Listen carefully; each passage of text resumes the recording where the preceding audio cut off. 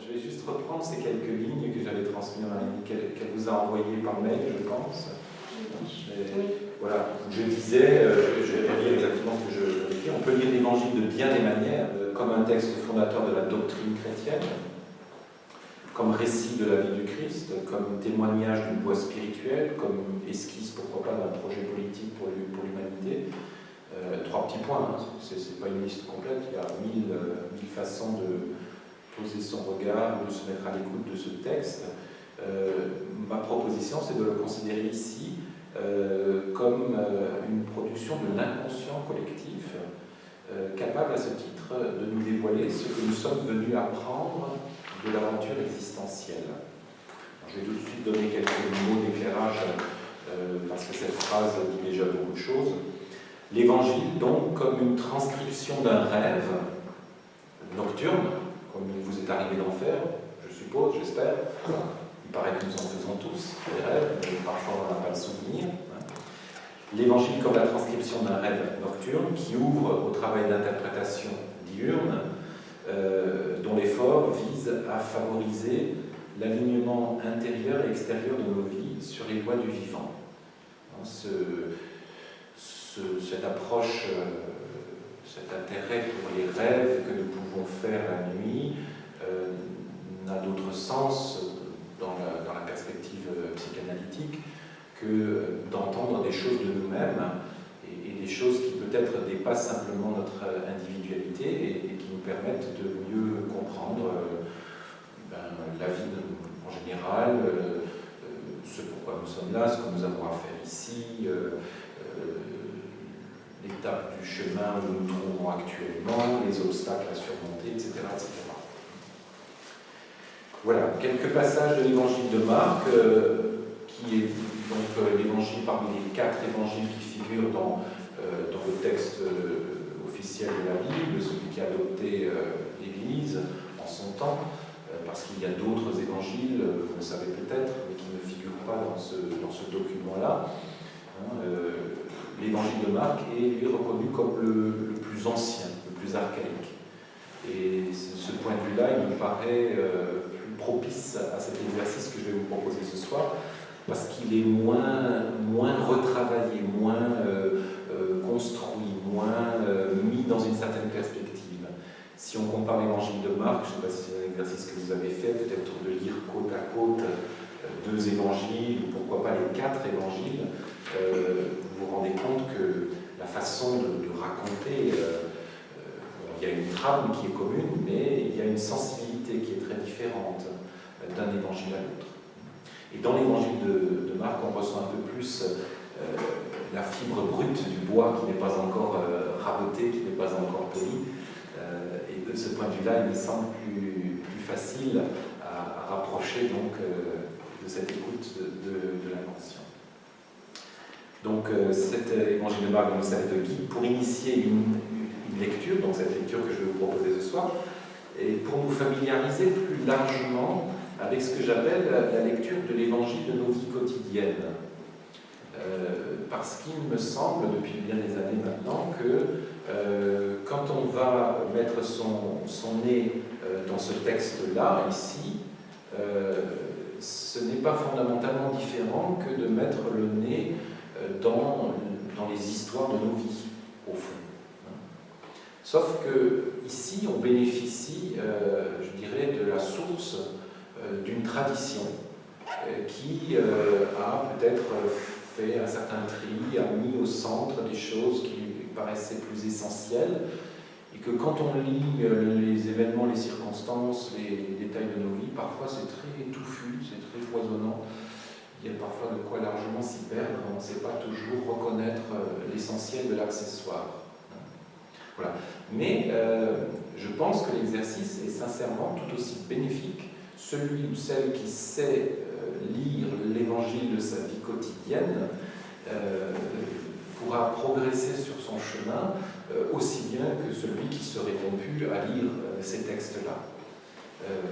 Je tiens de ce point de vue-là à resituer le texte de l'Évangile comme étant vraiment, non pas quelque chose comme parfois on a pu nous le dire, dans certaines approches comme étant venu de je ne sais trop quelle hauteur, enfin qui serait tombé comme ça, comme un matériau extraterrestre qui serait tombé sur Terre, mais comme étant plutôt une parole qui vient du plus profond, du cœur même de notre humanité.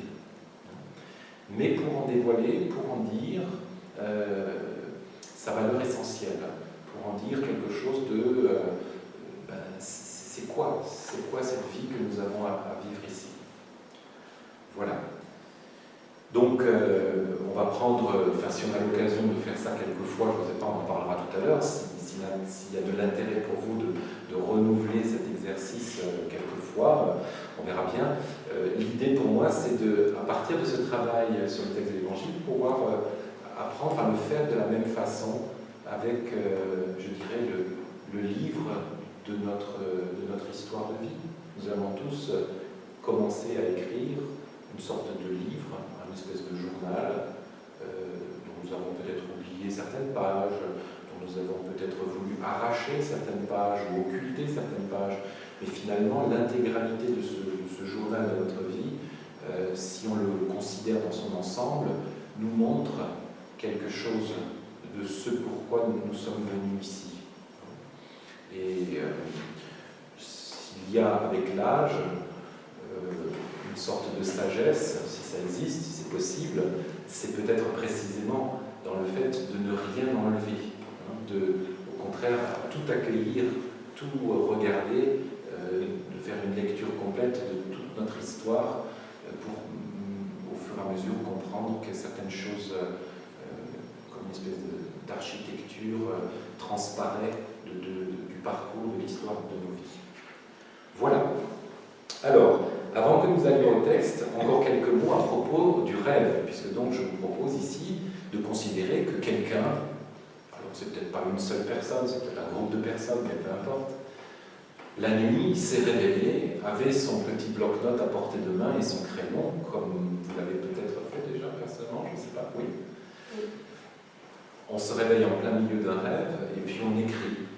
Alors on n'a pas forcément la lumière allumée parce que ça éblouit, ou bien si on l'allume, on ne veut pas la laisser trop longtemps allumée, donc on écrit succinctement, rapidement, quelques mots-clés, quelques phrases, en se jurant, craché, promis que quand un peu plus tard on se réveillerait, on se souviendrait du rêve. Mais vous savez que le rêve est quelque chose qui très facilement nous échappe, et que si on n'a pas peut-être développé un petit peu une habitude d'apprivoiser le rêve, eh bien très fréquemment, au réveil le matin, le rêve nous a complètement échappé. Il nous reste peut-être une scène, une image, un personnage, une circonstance, un mot, quelque chose, mais on n'arrive plus très bien à reconstituer le rêve. Et à partir de là, évidemment, c'est très difficile d'en tirer un enseignement. Plus on va avoir d'éléments du rêve, plus le travail d'interprétation pourra être fourni et donnera un résultat riche pour nous permettre d'avancer. Donc, voilà, quelques-uns, supposons, la nuit, ont eu ce rêve de l'Évangile, de la vie de Christ, et ont mis des phrases clés, et puis au réveil, ils se sont concertés, et puis ont rassemblé les bribes les uns et les autres, et puis ont essayé de construire un tissu qui est là, qui est à notre disposition, qui est aujourd'hui figé dans ce texte, plus ou moins figé, parce que vous savez sans doute qu'il y a plusieurs traductions de la Bible, que le travail de recherche, de reconstitution du texte est un travail qui se poursuit encore et toujours. Dans les années 60, la découverte de certains manuscrits a renouvelé assez profondément la connaissance des textes que l'on pouvait avoir. Mais bon, ça c'est un autre travail. Le rêve vient de où? Vous vous êtes déjà posé cette question? Vous rêvez? Vous en avez le souvenir? Oui, parfois, oui. Et il vient de où ce rêve? De notre inconscient. C'est ce qu'on désigne effectivement généralement par inconscient. Alors ici, je ne vais pas rentrer dans un grand débat, on ne va pas énumérer les topologies psychologiques des différents auteurs, on va simplement considérer, si vous voulez bien, de façon très simple, que l'inconscient, c'est tout ce qui n'est pas conscient. Juste par une définition binaire, le conscient et l'inconscient. Mais quand on dit ça, on dit déjà beaucoup. Parce que ça veut dire que dans nos vies, il y a une partie que nous côtoyons habituellement, que nous croyons assez bien connaître, qui est le conscient. Et puis, il y a une autre partie que nous ne connaissons précisément pas, et qui est l'inconscient. Et cette partie, nous vivons avec elle au quotidien, tous les jours, dans l'histoire de nos vies. Cette partie nous fait faire un certain nombre de choses, provoque sans doute un certain nombre d'événements dans nos vies, des rencontres, des circonstances, etc. Et cet inconscient, puisqu'il fait partie de nous, il semble que cet inconscient, c'est comme ça que, en tout cas, on initie le travail d'interprétation des rêves, cet inconscient veut venir informer le conscient d'un certain nombre de choses que le conscient a tendance à ignorer, à zapper, à passer à côté.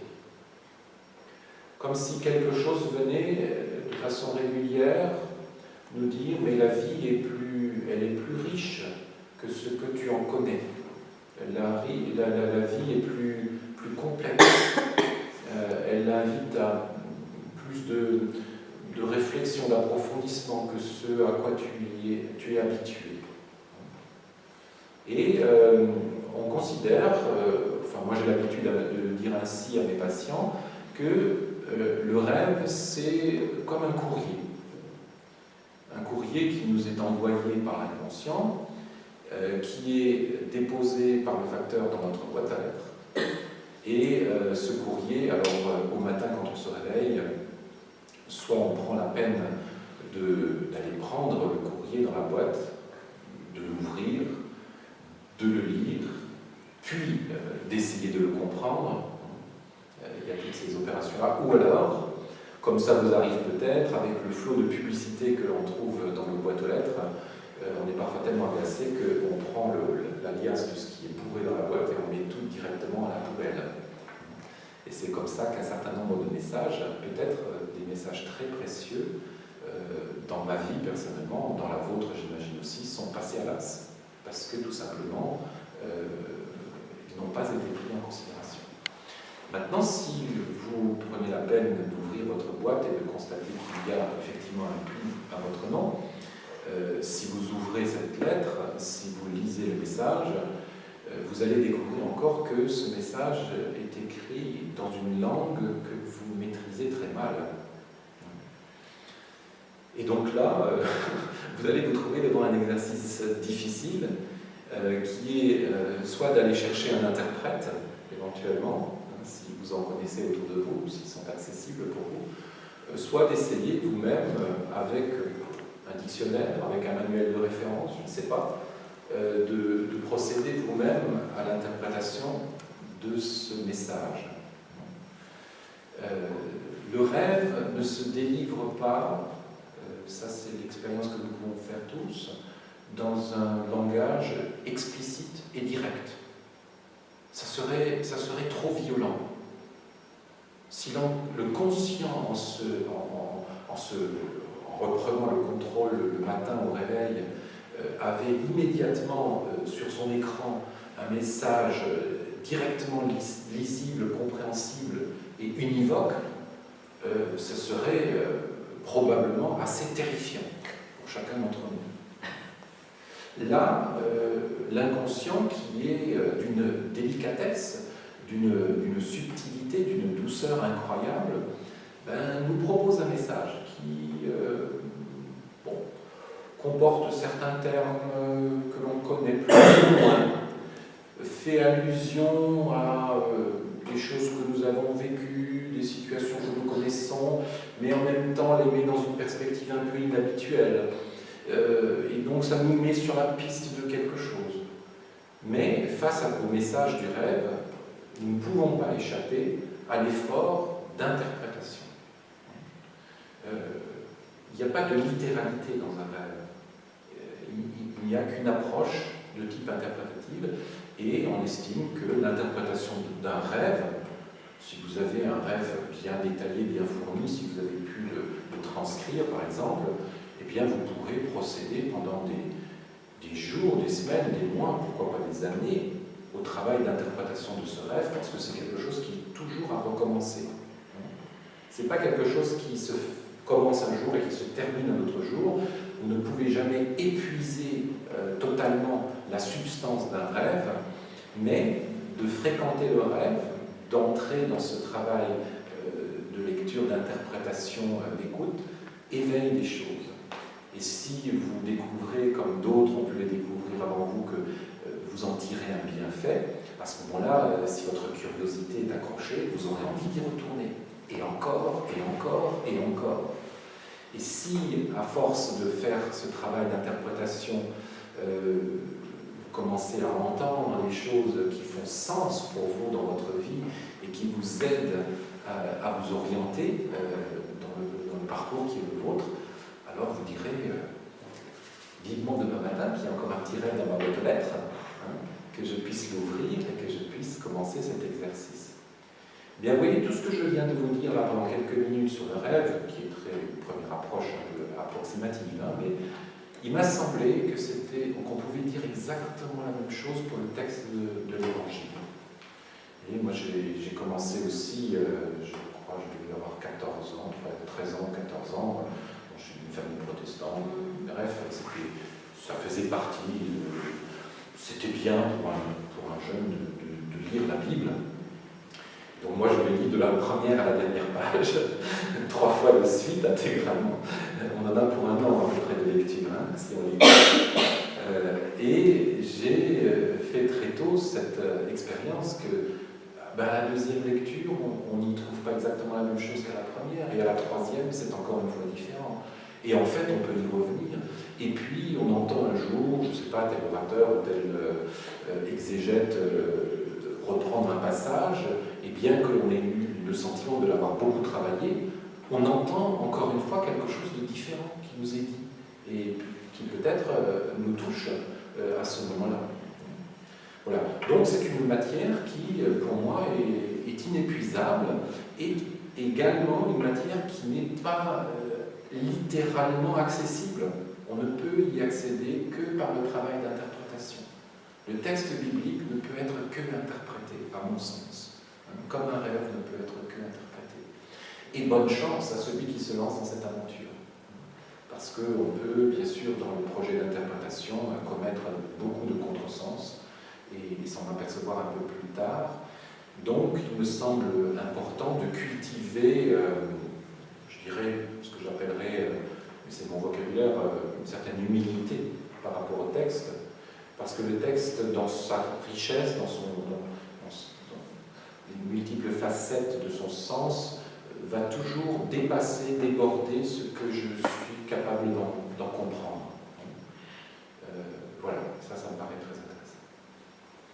Maintenant, dans le travail d'interprétation des rêves, il y a plusieurs écoles, plusieurs approches, et je l'avais indiqué aussi dans mon petit message que j'avais transmis à Marianne, que de ce point de vue-là, moi je me réfère plutôt à l'approche jungienne, et je ne suis pas un spécialiste de Jung, loin de là, mais ce que j'en ai retenu, c'est que Jung nous propose de considérer dans l'histoire du rêve tous les éléments du rêve, les personnages, les événements, les lieux, les objets, les animaux, les plantes, enfin tout ce qui nous est montré dans un rêve, comme étant une espèce de mise en perspective, comme une espèce de vision éclatée de ce que nous portons à l'intérieur de nous.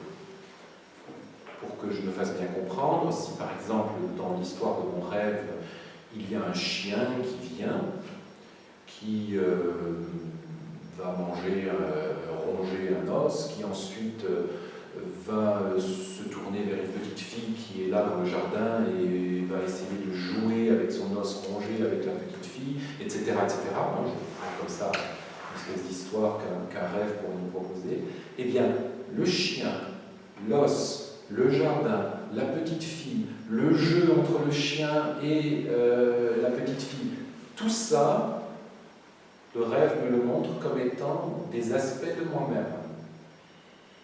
Et ça n'a pas de sens, pour Jung en tout cas, si j'ai bien compris son approche, de dire, mais oui, la petite fille, je me souviens, ça ressemble à une petite fille que j'avais vue un jour chez telle famille, et d'essayer de retrouver des repères extérieurs, mais plutôt de regarder dans le rêve la petite fille, de la regarder plus attentivement,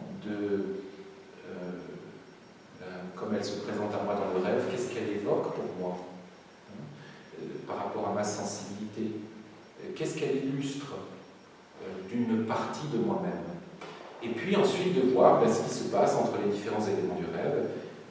Si je prends chaque élément du rêve et que je fais cet exercice de voir la correspondance que ça peut avoir dans ma sensibilité, dans mon vécu intérieur, comment ensuite l'histoire du rêve, ce qui se passe, les étapes, les événements du rêve, montrent ce qui se joue à l'intérieur de moi entre tous ces aspects-là. D'accord ? Alors le texte de l'Évangile, de la même manière, en tout cas c'est ma proposition ici ce soir. C'est-à-dire que quand on lira tout à l'heure un premier texte, j'ai proposé de commencer par le commencement, mais parce que la Bible ne nécessite pas nécessairement qu'on la lise par le commencement. Voilà, mais ce premier texte du début de l'Évangile de Marc est tellement fort, enfin tous les textes sont forts, mais je trouvais pour une introduction, pour un démarrage particulièrement approprié. Donc quand nous allons tout à l'heure lire le texte et y découvrir un certain nombre de personnages, de circonstances, etc., eh bien nous allons regarder, nous allons écouter tout ça comme des aspects de nous-mêmes. Alors, vous me direz peut-être, oui, mais c'est pas mon rêve, c'est pas moi qui ai fait personnellement ce rêve. Et ici, je propose, et c'était la proposition de Jung aussi, de considérer que, alors, il y a plusieurs niveaux, plusieurs cercles d'inconscient. On parlait tout à l'heure d'inconscient. Il y a, je simplifie, mon inconscient individuel. Il y a l'inconscient, peut-être, je ne sais pas, de ma famille, du cercle de personnes que je fréquente habituellement. Il y a l'inconscient du groupe social auquel j'appartiens. Et puis finalement, il y a l'inconscient collectif, qui est l'inconscient de toute l'humanité. Et ces inconscients-là sont reliés dans les profondeurs entre eux. Et donc ici, dans ce texte, puisqu'il ne s'agit pas de la transcription du rêve d'une personne en particulier, mais d'un rêve que nous aurions tous fait collectivement, que l'humanité entière aurait fait, donc extraire de ce texte les messages, les significations qui nous disent des choses sur notre humanité en général, sur notre devenir en tant qu'individu dans cette humanité en général.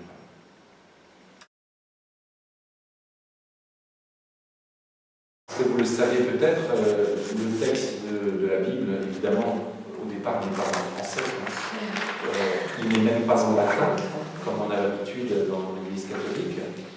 Mais il est les textes, les documents physiques, les manuscrits dont nous disposons en grec, mais probablement ces écrits, qui sont les écrits les plus anciens que nous ayons, qui datent du 2e, 3e siècle, quelques petits fragments du 1er siècle, mais probablement que ces écrits sont une traduction d'une première transmission de l'Évangile qui était en araméen. L'araméen, c'est un dialecte hébreu, si vous voulez. C'est comme le corse ou le basque ou le breton, si vous voulez, par rapport à la langue française, pas tout à fait, mais en fait.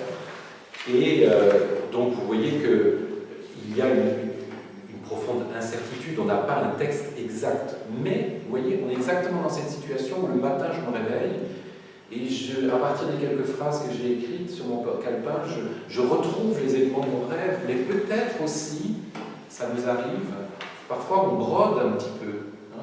Le rêve tel que je l'écris, peut-être je suis en train déjà de trahir exactement ce que j'ai rêvé la nuit. Une de mes patientes me disait l'autre jour, j'ai noté la phrase parce que j'aime beaucoup. Oui, c'est ça. Elle me disait comme ça, les rêves c'est chiant. Quand on essaie de les raconter, ça part dans tous les sens. Voilà. Bon. Alors ici, vous avez ce texte.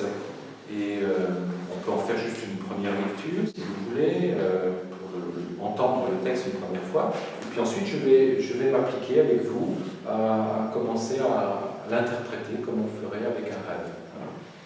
Ici commence la bonne nouvelle qui parle de Jésus-Christ, le Fils de Dieu. Dans le livre du prophète Ésaïe, il est écrit « Je vais envoyer mon messager devant toi, dit Dieu, pour t'ouvrir le chemin. C'est la voix d'un homme qui crie dans le désert, préparez le chemin du Seigneur, faites-lui des sentiers bien droits. » Ainsi, Jean parut dans le désert, il baptisait et lançait cet appel, changez de comportement, faites-vous baptiser et Dieu pardonnera vos péchés. Et tous les habitants de la région de Judée et de la ville de Jérusalem venaient à lui, ils confessaient publiquement leurs péchés et Jean les baptisait dans la rivière, le Jourdain. Jean portait un vêtement fait de poils de chameau et une ceinture de cuir autour de la taille. Il mangeait des sauterelles et du miel sauvage. Il déclarait à la foule « Celui qui va venir après moi est plus puissant que moi. Je ne suis même pas assez bon pour me baisser et délier la courroie de ses sandales. Moi, je vous ai baptisé avec de l'eau, mais lui, il vous baptisera avec le Saint-Esprit. » Alors Jésus vint de Nazareth, localité de Galilée, et Jean le baptisa dans le Jourdain. Au moment où Jésus sortait de l'eau, il vit les cieux s'ouvrir et l'Esprit Saint descendre sur lui comme une colombe, et il entendit une voix venant des cieux. « Tu es mon Fils bien-aimé, je mets en toi toute ma joie. » Puis on peut s'arrêter là pour l'instant. Voilà, si vous êtes très habitué à ces textes, si vous les avez entendus de nombreuses fois lus lors de la liturgie, si vous les avez lus vous-même dans un cadre religieux, probablement comme moi, voilà, vous êtes habitué, puis tout de suite vous rentrez là-dedans, et bon. Mais si vous n'êtes pas habitué, vous lisez ce texte, mais c'est du bric et du broc, vous êtes d'accord avec moi? Il y a un luxe de détails sur certaines choses, et d'autres choses, des énormités qui sont passées sous silence. Exactement comme dans un rêve. Par exemple, on nous dit précisément que Jean était vêtu d'un vêtement de poils de chameau. Hein. On ne dit pas de poils, on dit de poils de chameau. Quoi, hein. Voilà. Et puis, il y a plein d'autres choses qu'on ne dit pas, des choses qui sont passées sous silence. Hein. Comment se déroule exactement ce baptême, les gens viennent, pourquoi, quel genre de déclaration ils font. Vous voyez, on a du très précis et du flou. On a des zooms sur les détails et puis des gros plans qui laissent passer des quantités d'informations. Je trouve personnellement comme le fait le rêve la nuit, qui tout d'un coup va me montrer, je ne sais pas, une horloge, et je vais me souvenir dans le rêve du détail du contour, de la forme du bois de cette horloge, et l'instant d'après, je suis dans un escalier, et je ne comprends plus le rapport entre l'horloge et l'escalier, vous voyez. Mais voilà, c'est le rêve.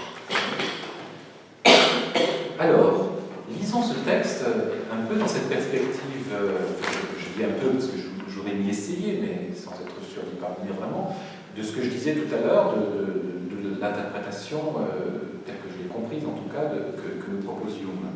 Donc tous les personnages ici, je dis bien tous, sont des aspects de nous-mêmes. Alors je sais que dans une certaine tradition religieuse, on n'a pas forcément cette approche-là. Mais pourquoi ne pas considérer que Jésus-Christ, c'est une partie de moi-même, que Jean-Baptiste, c'est une partie de moi-même, que la foule qui vient se faire baptiser dans le Jourdain, c'est une partie de moi-même, que la colombe qui se fait voir dans le ciel, c'est une partie de moi-même, que la voix qui parle et qui dit « Tu es mon fils bien-aimé », c'est une partie de moi-même, etc., etc. Et puis de voir ces différentes parties, qu'est-ce qu'elles représentent de moi-même. Et puis voir comment l'interaction entre ces différentes parties dévoile quelque chose que mon inconscient, notre inconscient collectif, essaye de nous dévoiler sur la façon de vivre notre vie. Alors, ici commence la bonne nouvelle. C'est intéressant parce que ça veut dire que on n'est pas nécessairement, le mot n'est pas tellement à comprendre. Alors là, je m'appuie un peu sur le travail de traduction du texte biblique, ce que j'ai fait à l'époque lors de mes études de théologie. Commencement, on pourrait dire, c'est le principe. Le mot principe signifie ce qui est, si vous voulez, comme si vous prenez une fleur, on va dire une tulipe, vous avez le bulbe, d'accord? On dira que la tulipe, elle est en principe dans le bulbe, d'accord? Ça veut dire, si je le dis de manière plus biologique, le code génétique qui est dans le bulbe de la tulipe, si les circonstances sont favorables, le bulbe enterré va produire à un moment donné une tulipe. Okay? Mais c'est très intéressant parce que ça veut dire qu'on nous parle ici de quelque chose qui est dans notre commencement à nous. Ici commence la bonne nouvelle. Alors, bonne nouvelle, c'est le mot évangile. Évangile, ça signifie bonne nouvelle. Et évangile, si vous écoutez bien, vous entendez ange. Ange, il. L'ange, c'est le messager. L'évangile, c'est ce message transmis par un messager qui vient nous annoncer quelque chose d'heureux. On retrouve bien ce que je disais tout à l'heure par rapport au rêve. On a du courrier dans notre boîte aux lettres. Et ce courrier est là pour nous dévoiler, nous apporter quelque chose d'heureux. Quelque chose qui est inscrit dans le commencement, dans le principe de nous-mêmes. C'est intéressant, parce que si un bulbe de tulipe, comme je disais à l'instant, s'efforçait de devenir une rose, ce serait compliqué, quoi. Et probablement qu'au bout d'un moment, cette chose-là serait obligée de conclure à une sorte d'échec.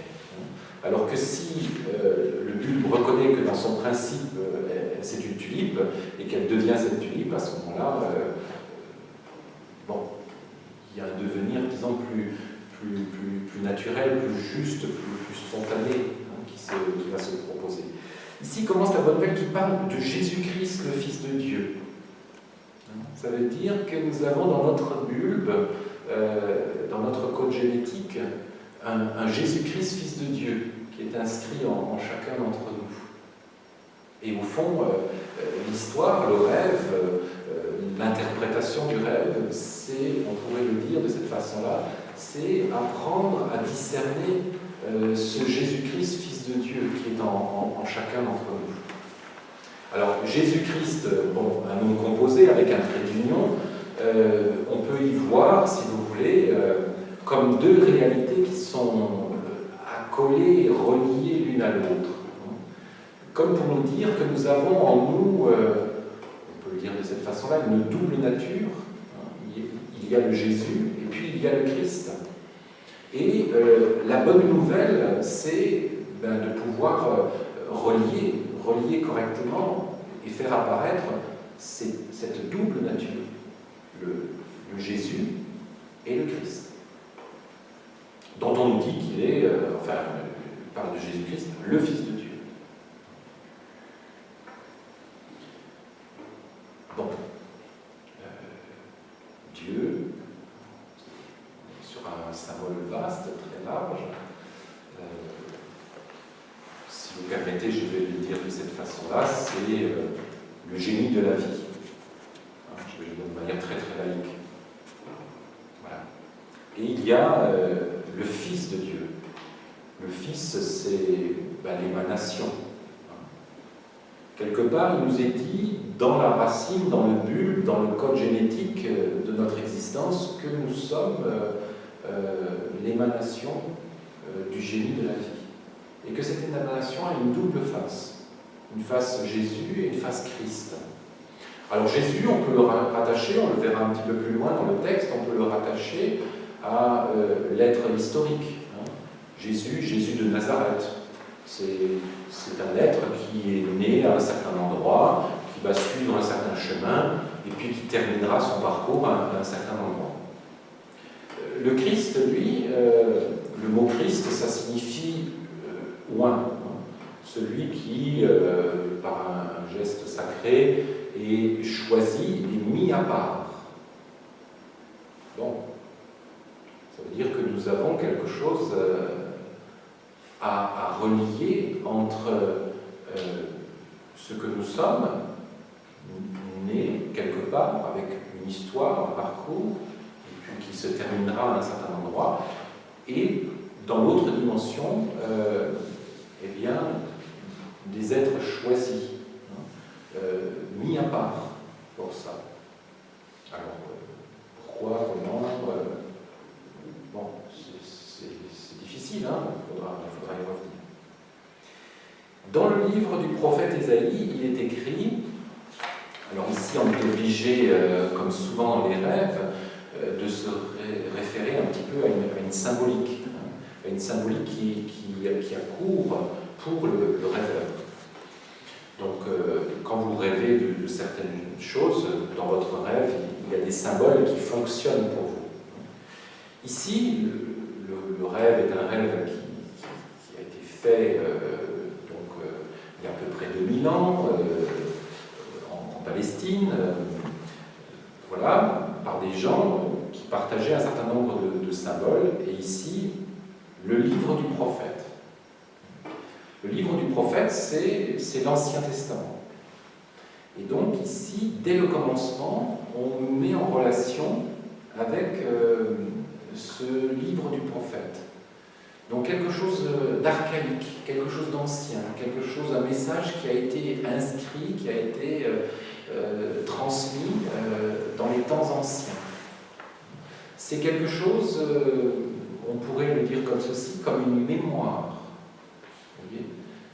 Le rêve semble nous dire ici, il y a une mémoire, quelque chose qui a été inscrit il y a fort longtemps.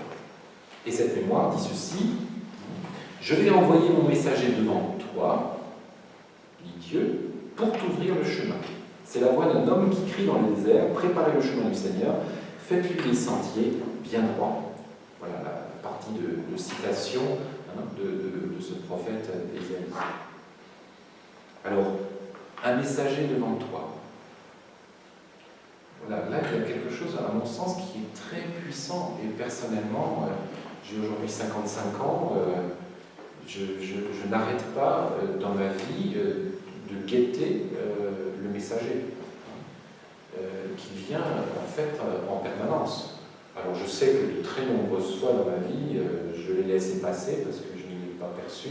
Je n'ai pas su l'accueillir, je n'ai pas su recevoir son message. Mais ici, il est vraiment dit que dans la mémoire, dans le texte du prophète, il est prévu, il est écrit qu'il y a un messager.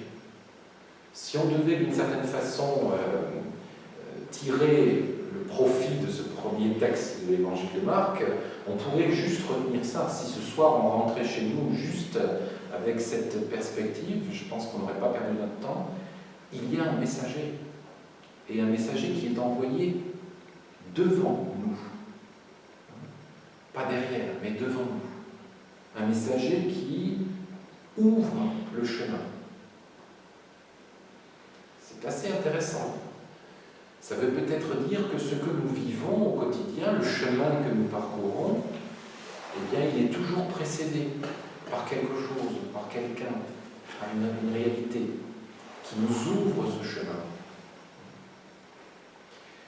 Quand on vit uniquement avec, je dirais, la partie consciente, notre conscient, qui aime beaucoup contrôler les choses, savoir où met les pieds, comprendre et pouvoir s'organiser pour maîtriser le cours de notre vie, on oublie qu'il y a un messager, on oublie qu'il y a un messager qui nous ouvre le chemin. C'est intéressant d'écouter ce rêve qui nous dit qu'il y a quelqu'un qui passe devant nous, quoi que nous vivions. Et on nous dit, c'est la voix d'un homme qui crie dans le désert. Préparez le chemin du Seigneur, faites-lui des sentiers bien droits. Alors ici, on a l'image du désert. Le désert, c'est la terre inhabitée, par opposition à la terre habitée, où se trouve la compagnie des êtres humains. Nous avons tous des espaces dans notre vie qui nous paraissent être des espaces inhabités. C'est ce qu'on appelle parfois le vide. Et c'est vrai que là, de nouveau, le conscient n'aime pas trop le vide. Et généralement, on s'empresse dans nos vies de remplir le vide par toutes sortes de choses. Parce que ça ne fait pas bien, le vide. C'est pas très agréable, c'est pas très confortable, c'est pas très accueillant. Mais ici, on nous dit que cette voix crie dans le vide, dans la terre inhabitée. Ça veut dire que là aussi, donc deuxième élément, quelque chose nous précède, nous ouvre le chemin. Deuxième élément, un intérêt à porter davantage vers ce vide que culturellement, enfin par les mécanismes du conscient, nous aurions plutôt tendance à fuir, à nous en éloigner. C'est une invitation, en quelque sorte, à avancer à contre-courant. La voix d'un homme qui crie dans le désert, préparez le chemin du Seigneur, faites-lui des sentiers bien droits. Il y a ici, je ne vais pas trop m'attarder parce que je vois l'heure avance très vite, mais une notion de préparation. Les choses ne sont pas directement accessibles. Le chemin du Seigneur, alors c'est quoi le Seigneur? C'est l'émergence d'une dimension qui est à l'intérieur de nous-mêmes. Cette dimension de nous-mêmes ne peut émerger qu'avec l'effort d'une préparation. Si certaines personnes disons, moi j'ai essayé mais ça n'a pas marché, je veux dire, dans un chemin spirituel ou dans une recherche, c'est un peu trop court. C'est pas juste quelque chose que l'on peut essayer. C'est quelque chose à quoi il faut se consacrer dans un effort de préparation. Et puis, la préparation consiste à faire des sentiers bien droits, par opposition à des sentiers qui seraient plus tortueux, plus détournés. Pour moi, je le comprends ici comme accepter d'être interpellé par ce qui veut s'exprimer dans nos vies. Il y a des choses qui, à un moment donné, viennent et qui émergent dans nos vies, et si ce sont des choses qui nous dérangent, qui nous ennuient, on a vite fait de s'en détourner, de ne pas trop les écouter, quoi. On aime bien retrouver nos petites certitudes, on aime bien retrouver ce qu'on connaît déjà, mais se laisser interpeller, se laisser dérouter, c'est plus difficile. Celui qui a fait un sentier bien droit, c'est celui qui, par sa pratique de vie, aura petit à petit développé cette aptitude à accueillir ce qui vient, à se laisser surprendre par ce qui vient, à dire oui à ce qui se montre. Ainsi Jean parut dans le désert, il baptisait et lançait cet appel, changez de comportement, faites-vous baptiser et Dieu pardonnera vos péchés. Donc toujours dans cet espace du désert, on a déjà dit un mot, je ne reviens pas dessus, il y a maintenant cet acte de baptiser. Alors baptiser, il faut la rappeler juste que le mot signifie, ça a été un petit peu... On a une vision un peu différente parce qu'au fil des siècles, le baptême s'est transformé, mais au départ, le mot baptiser signifie une immersion totale. Aujourd'hui, on connaît le baptême, on met 3 petites gouttes sur le front de l'enfant, mais ça, c'est devenu une symbolique qui est un peu réduite. Ici, quand il est question de baptiser, il s'agit de se plonger entièrement, de s'immerger, de se laisser submerger totalement. Pas de mettre juste un pied dans l'eau pour voir si elle est à la bonne température, mais c'est sauter d'un plongeon entier et complet. Dans quoi? Eh bien, on nous dira un peu plus tard que Jean baptisait, donc le verset suivant, dans la rivière du Jourdain. Alors ici, il faut faire appel un petit peu à la symbolique de la géographie. Je ne sais pas si vous la connaissez, dans cet endroit-là, dans la Palestine, vous avez une montagne qui est assez élevée et qui est le réservoir d'eau potable de toute la région. C'est le mont Hermon. Et de ce mont Hermon jaillit une source qui va, enfin plusieurs sources, mais qui en se regroupant ont donné cette rivière qui s'appelle le Jourdain. Et cette rivière va déboucher dans un premier lac qui s'appelle le lac Génézaret, qui est un lac qui est très poissonneux, enfin qui est un lac très brillant, et qui ensuite va continuer à couler encore, et qui va finalement se déverser dans ce qu'on appelle la mer Morte. Vous avez certainement déjà entendu parler de la mer Morte, qui est une mer qui est extrêmement salée, et qui, justement, est morte. Vous avez là, donc, une symbolique du courant de la vie. La vie commence à une source et elle s'écoule, notre vie existentielle, jusqu'à s'épuiser dans quelque chose qui s'appelle la mort. Et la rivière s'écoule et cette mer morte, la température est tellement élevée que toute l'eau de la rivière qui se déverse dans la mer morte disparaît en évaporation. Ici, l'invitation, c'est de s'immerger complètement dans le fleuve du Jourdain. Je vais un peu vite maintenant, mais ça signifie tout simplement accepter de plonger corps et âme complètement dans la vie. De ne pas vivre nos vies à la marge, de ne pas vivre nos vies juste un petit peu en mettant le gros orteil dedans, mais d'y aller complètement. Et dans cette immersion totale de la vie, et délivrer un appel, changez de comportement, faites-vous baptiser, et Dieu pardonnera vos péchés.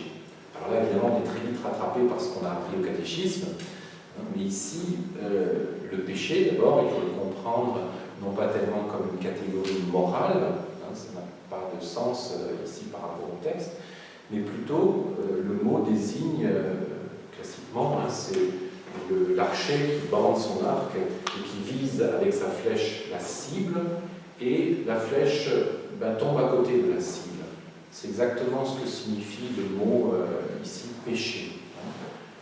Et ça nous parle, parce que tous nous sentons bien que nous avons une certaine cible, un certain but à atteindre, et nous sentons bien et nous voyons tous les jours dans nos vies que plein de choses semblent tomber à côté de cette cible.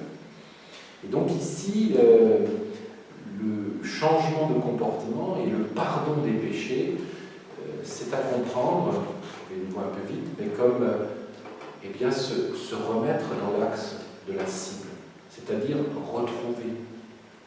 retrouver ce que je disais tout à l'heure, au commencement la bonne nouvelle qui parle de Jésus-Christ, le Fils de Dieu. Retrouver le Jésus-Christ, retrouver cette nature de Fils de Dieu qui est la nôtre. Dans l'immersion totale de la vie,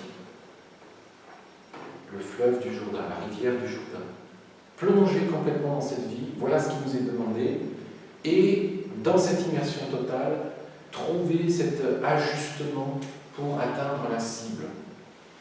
Voilà. Et tous les habitants de la région de Judée, de la ville de Jérusalem, venaient à lui, ils confessaient publiquement leurs péchés. Ça veut dire qu'ils prenaient conscience, la confession ici, est à comprendre plus comme une verbalisation. Ils disent à voix haute ce qu'ils pressentent dans leur intérieur, qui est que, oui, eux aussi ont cette conscience de rater la cible. Et donc, plutôt que de continuer à jouer, à faire semblant, mais non, c'est pas vrai, ma vie elle est bien, qu'est-ce que vous voulez, et puis j'ai une jolie maison, et puis j'ai de beaux enfants, et puis j'ai un bon boulot, et puis ça va, quoi. Et puis au fond de nous, quelque chose nous dit, mais non, il n'y a pas que ça, il y a autre chose, quoi. Et donc là, les personnes verbalisent qu'elles ont cette conscience, ce ressenti que quelque chose n'atteint pas la cible, et Jean les baptise dans la rivière du Jourdain. Jean portait un vêtement fait de poils de chameau, des ceintures de cuir autour de la taille, il mangeait des sauterelles et des miels sauvages. Là, je peux passer parce que ça vous en dit un peu moins, mais pourquoi tout d'un coup ces détails pourquoi les sauterelles, le miel, qu'est-ce que ça change, mais bon, voilà, chaque symbole peut être suivi et on peut en faire un travail d'interprétation. Et il déclare à la foule, celui qui va venir après moi est plus puissant que moi. Je ne suis pas même assez bon pour me baisser et délier la courroie de ses sandales, mais je vous ai baptisé avec de l'eau, mais lui, il vous baptisera avec le Saint-Esprit. Vous voyez, de nouveau, le rêve, comme ça arrive souvent, semble se répéter. Parce que tout à l'heure, vous avez parlé de quelqu'un qui prépare le chemin. Et ici, on me dit que Jean-Baptiste, il y en a un autre qui va venir après lui. Ça veut dire qu'il y a un premier train qui passe, et puis il y a un deuxième train. Et le rêve semble nous dire que si on ne prête attention qu'au premier train, on va passer à côté de quelque chose. Parce qu'il y a un deuxième train qui va venir derrière.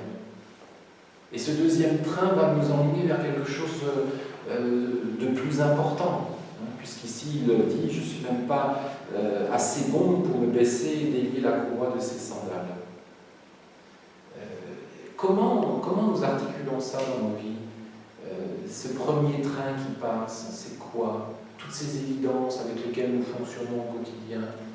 Et à un moment donné, peut-être prêter attention au deuxième train, à quelque chose qui est moins évident mais qui vient après et qui est plus important. Alors, par exemple, on pourrait dire, voilà, on court tous derrière quelque chose.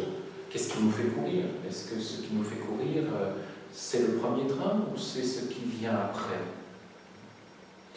Et là, il est question d'un deuxième baptême. Moi, je vous ai baptisé avec de l'eau, mais lui, il vous baptisera avec le Saint-Esprit. Et là, vous voyez, on retrouve cette structure du rêve qui, tout à l'heure, parlait de Jésus-Christ. Ces deux noms qui sont accolés par un trait d'union. Et là, on parle maintenant d'un baptême d'eau et d'un baptême d'esprit. Peut-être de nouveau pour nous indiquer qu'il y a cette double dimension dans nos vies. Baptisé avec l'eau. Alors l'eau, on le sait, les astronomes, enfin tous ces gens qui cherchent s'il y a de la vie sur d'autres planètes, dans notre cosmos, dans notre univers, la première chose qu'ils cherchent, c'est quoi? C'est l'eau. S'il y a de l'eau sur une planète, alors on dit qu'il y aura peut-être une chance qu'il y ait de la vie biologique, la vie animale, le baptême d'eau. Il y a dans notre façon de vivre une première vie qui est de cette évidence-là, la vie biologique. Et puis il y a l'autre vie, qui est le Saint-Esprit. Bon, est-ce que nous en sommes restés à ce premier niveau de vie? Est-ce que nous nous contentons d'être un Jésus qui naît quelque part, qui a un parcours de vie et qui va mourir à un autre endroit? Ou est-ce que nous sommes à la recherche, à l'écoute de ce Christ aussi? Et puis le texte continue, on va reprendre ce petit bout et puis je m'arrêterai pour laisser place à des échanges un peu entre nous. Alors, Jésus de Nazareth, localité de Galilée, Jésus vint de Nazareth, localité de Galilée, et Jean le baptisa dans le Jourdain.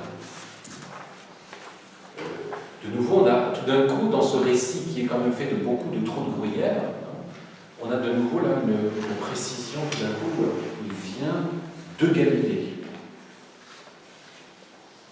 En quoi c'est important? Alors ici, on peut de nouveau faire le travail d'interprétation sur la symbolique, dans la symbolique topographique de cette région. Eh bien, il y a la ville centrale qui est Jérusalem. Et puis, il y a la périphérie. Il y a la province de Judée, et puis plus loin, la Galilée.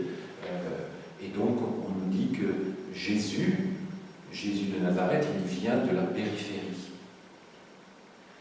Quelque chose nous interpelle. Dans notre vie, il y a aussi un centre et une périphérie. Il y a une capitale, il y a un principe. Et puis, il y a des choses qui sont plus périphériques, plus accessoires. Et le parcours, pour chacun d'entre nous, si on accepte toujours cette lecture qui propose ici de voir le Jésus qui vient de Nazareth comme étant une partie de nous-mêmes, eh bien, le périphérique, le Jésus, est invité à venir jusqu'à Jean, à vivre cette immersion dans le Jourdain, dans le fleuve de la vie. Et au moment où Jésus sortait de l'eau, il vit les cieux s'ouvrir et l'Esprit Saint descend sur lui comme une colombe. Donc là, il se passe quelque chose. Au lieu que l'on en reste simplement à ce Jésus qui vient de la périphérie, dans cette immersion dans la vie, dans cette rencontre avec Jean, qui est celui qui propose d'aligner la flèche pour qu'elle atteigne la cible, hein, le baptême de repentance, eh bien, il y a une ouverture qui se produit, une ouverture qui vient du ciel. Alors, autant l'eau est la composante fondamentale de la vie terrestre, hein, autant le ciel, dans la symbolique, peut nous raconter quelque chose d'une dimension de l'esprit. Alors, l'esprit avec un grand E ou un petit e, comme vous voulez, hein, ce n'est pas nécessairement à séparer. Et une voix venant des cieux se fait entendre.